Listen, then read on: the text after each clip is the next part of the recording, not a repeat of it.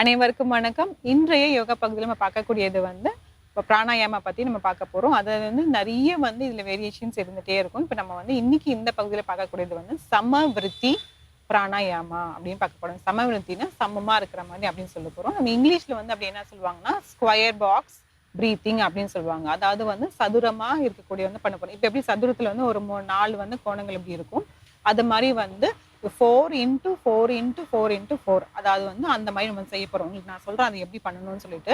அதாவதுனா நம்ம மூச்சை இழுக்கிறது ஒரு 4 வினாடிகள் இழுக்கணும். அதுக்கப்புறமேட்டு அப்படியே நம்ம நிறுத்த போறோம், ஹோல்ட் பண்ண போறோம் ஒரு 4 வினாடிகள். அதுக்கப்புறம் பார்த்தீங்கன்னா நம்ம மூச்சை வெளியில விட போறோம் ஒரு 4 வினாடிகளுக்கு. அதுக்கப்புறம் மூச்சு விட்டதுக்கு அப்புறமேட்டு நம்ம ஹோல்ட் பண்ண போறோம் ஒரு 4 வினாடிகள். அதுதான் 4x4x4x4 அப்படின்னு நம்ம சொல்றோம். இந்த சதுர வடிவில நம்ம பண்ண போறோம். இப்போ எப்படி பண்ணணும்னு சொல்லிட்டேன். அதாவது சொல்லிட்டேன். இப்போ நான் செஞ்சு காமிக்கிறேன். செஞ்சு காமிக்கும் போது பார்த்தீங்கன்னா உங்களுக்கு முழு கவனமும் உங்க வயிற்றுல இருக்கணும். அதாவது அதுக்கப்புறமேட்டு உங்களோட மூச்சில் இருக்கணும். மூச்சு இழுக்கும் போது என்ன ஆகணும்னா வயிறு வெளியில வரணும். அதுக்கப்புறம் மூச்சு விடும்போது பார்த்தீங்கன்னா வயிறு உள்ள போகணும். 4 செகண்ட் மட்டும் நீங்க ஹோல்ட் பண்ணாலே போதும். ஏன்னா நம்ம இந்த சமவிருத்தியில சதுரமா இருக்கிறதுக்காக நம்ம அப்படி பண்ண போறோம். 4 வினாடிகள் மட்டும் பண்ணலாம். வேற ஒரு அடுத்த பிராணாயாமால பண்ணும்போது பார்த்தீங்கன்னா நமக்கு ஒரு 7 வினாடிகள் 10 வினாடிகள் எல்லாம் அந்த மாதிரி இருக்கும். இப்போ இதுக்கு 4 வினாடிகள் மட்டும் போதும். அப்போ நான் ஜஸ்ட் சொல்லிடுறேன். இப்போ அதாவது நீங்க உட்காரும் போது எதுல வந்தாலும் நீங்க ஆசனால உட்காந்துக்கோங்க. இப்போ நான் வஜ்ராசனத்துல உட்காந்துருக்கேன்.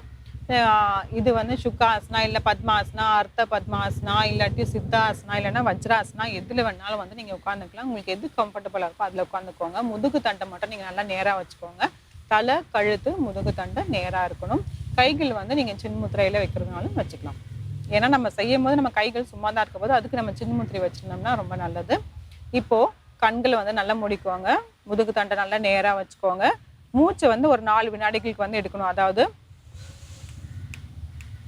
அந்த மாதிரி ஒரு மூச்சை 4 வினாடிகள் வயிறு வெளியில வரணும்.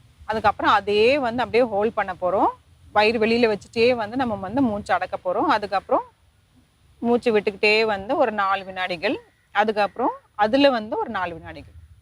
இப்போ நான் செய்யும் போது சொல்ல முடியாது. அதுக்கு அப்படியே பார்த்துக்கோங்க.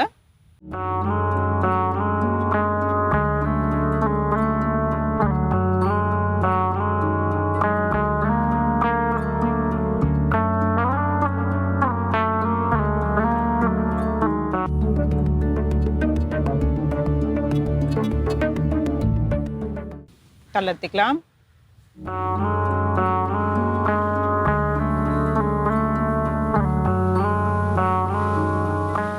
இப்போ உங்களுக்கு புரிஞ்சிருக்குன்னு நினைக்கிறேன். ஒரே மூச்சு எடுத்துட்டு 4 வினாடிகள் ஹோல்டு, அப்படியே மூச்சு விட போறோம்.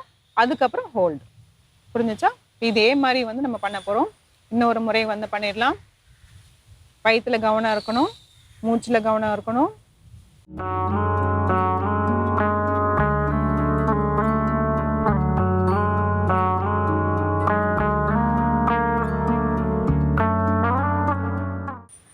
தளர்த்திக்கலாம்.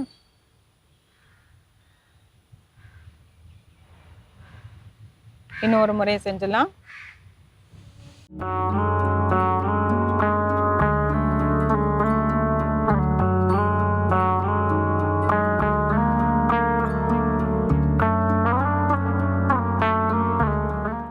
தளர்த்திக்கலாம்.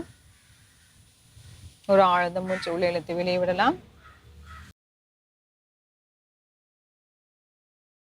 இந்த மாதிரி நம்ம தொடர்ந்து செஞ்சுக்கிட்டே இருக்கணும். இப்போ நான் உங்களுக்கு ஒரு டைம் செஞ்சுட்டு அதுக்கப்புறமேட்டு தளர்த்திக்கலாம் அப்படின்னு சொல்லிட்டு அப்புறம் மறுபடியும் செஞ்சேன். எதுக்காக அப்படின்னு சொன்னேன்னா, இப்போதான் யோகா பழகிறேன் அப்படிங்கிற மாதிரி இருந்தாங்கன்னா, பிகினர்ஸாக இருந்தாங்கன்னா அவங்களால தொடர்ச்சியாக செய்ய முடியாது. அதுக்காக தான் எடுத்துட்டு பண்ணோம். ஏன்னா நம்ம ஹோல்ட் பண்ணுறோம். இன்ஹேல் பண்ணிட்டு ஹோல்ட் பண்ணுறோம், எக்ஸேல் பண்ணிட்டு அதுக்கப்புறம் ஹோல்ட் பண்ணுறோம். அந்த ஹோல்ட் பண்ணிட்டு வைக்கும் போது சில பேருக்கு கஷ்டமா இருக்கும். அதனால தான் நான் ரிலாக்ஸ் பண்ணுங்க அப்படின்னு சொல்லிட்டு அப்போ அடுத்த ரவுண்ட் நம்ம போகணும். அதுக்கப்புறம் இப்போ நிறைய நீங்கள் ஏற்கனவே ப்ராக்டிஸ் பண்ணிட்டேன் அப்படிங்கிற மாதிரி இருந்தீங்கன்னா நீங்கள் தொடர்ந்து செஞ்சுக்கிட்டே இருக்கலாம். இப்போ இது செய்யறதுனால நமக்கு என்ன பலன்னு பார்த்தீங்கன்னா, நம்மளோட நுரையீரலுக்கு ரொம்பவே நல்லது. நல்ல ஆக்சிஜன் நமக்கு நல்லா கொண்டு போகும். அதுக்கப்புறமேட்டு பார்த்தீங்கன்னா அந்த பிளட் சர்க்குலேஷன் ரத்த ஓட்டம் நல்லாவே அதிகமாக இருக்கும். இதை காலையில நீங்க பண்ணீங்கன்னா ரொம்பவே நல்லதா இருக்கும். அதாவது ஏர்லி மார்னிங்ல அந்த பிரம்ம முகூர்த்தத்துல பண்ணலாம். அது பண்ண முடிச்சுட்டு அதுக்கப்புறமேட்டு முடிஞ்சா சாயந்தரம் மாலையில 6 மணிக்குள்ள வந்து இத வந்து செஞ்சுட்டு முடிச்சுருங்க. தொடர்ச்சியா வந்து செஞ்சுட்டே வாங்க. நீங்க ஃபீல் பண்ணுவீங்க. நல்லா செய்ய செய்ய பார்த்தீங்கன்னா, உங்களுக்குள்ளேயே வந்து நல்ல வந்து மாற்றங்கள் வந்து ஏற்படும். பிராணாயாமம் வந்து முயற்சி செஞ்சு பாருங்க. மீண்டும் அடுத்த பகுதியில் சந்திக்கலாம். நன்றி. வணக்கம்.